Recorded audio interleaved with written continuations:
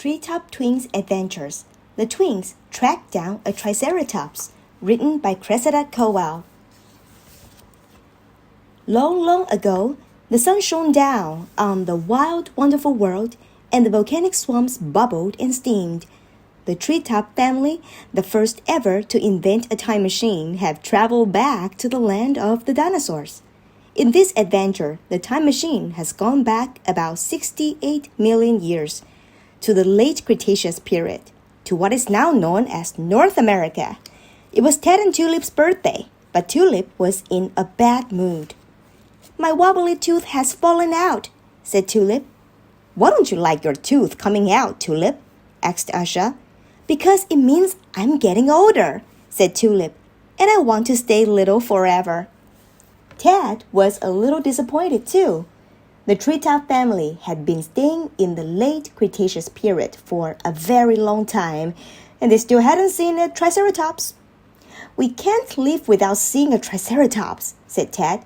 "A Triceratops is my favorite dinosaur."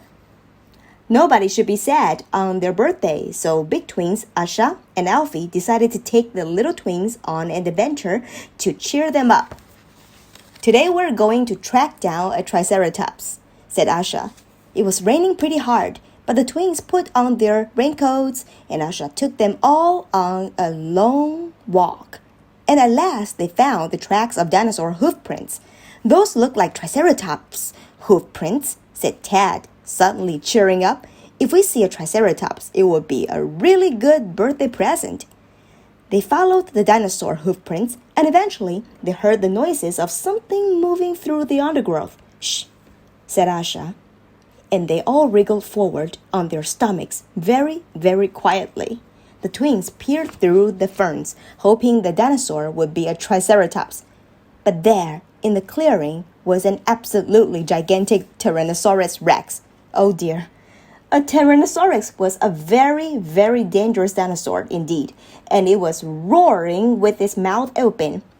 "A Tyrannosaurus isn't a good birthday present," said Ted. "Very disappointed." "We've already seen one of those." "Worse than that," said Asha anxiously. "I think it may have seen us. Run!"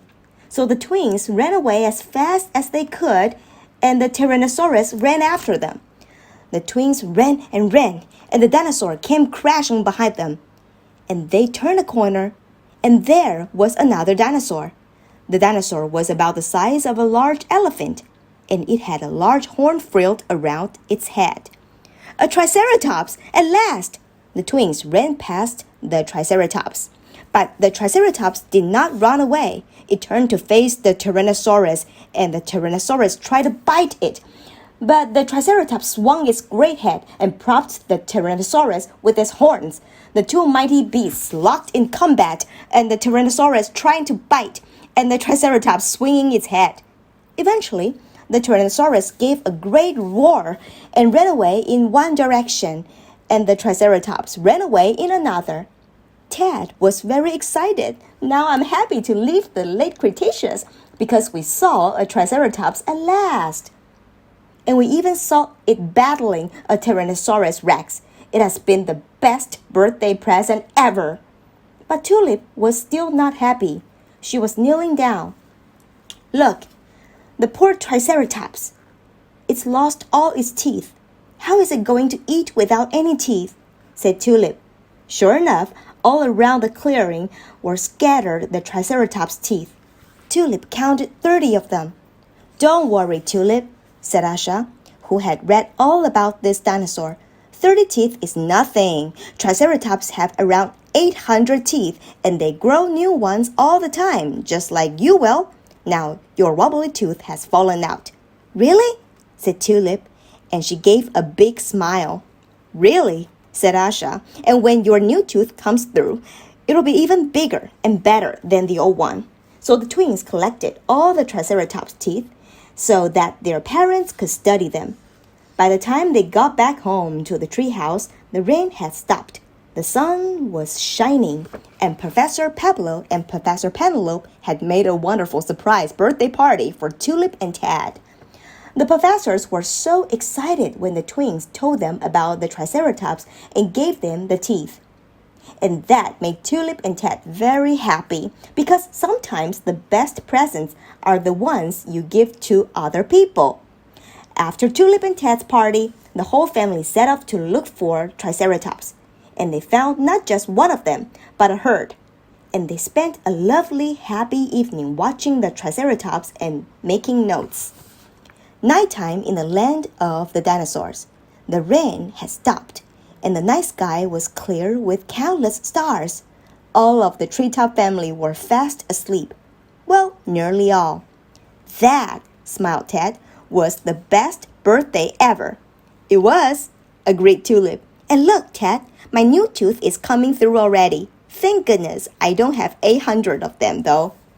And Tulip fell asleep, but Ted stayed awake, looking up at the stars. I wonder where we're going next, thought Ted. But wherever we're going, I bet it's going to be an even bigger and better adventure than the last one. And Ted fell asleep too. Real facts about dinosaurs. Triceratops. Scientists think the main purpose of the Triceratops' horns and frill may have been to attract a mate. They were about the size of an African elephant. They had up to 800 teeth. These teeth were constantly being replenished and were arranged in groups called batteries. The Treetop family has built a time machine to go back in time to study the age of the dinosaurs, share with them in their adventure of a lifetime. The end. Read to you by Jenny.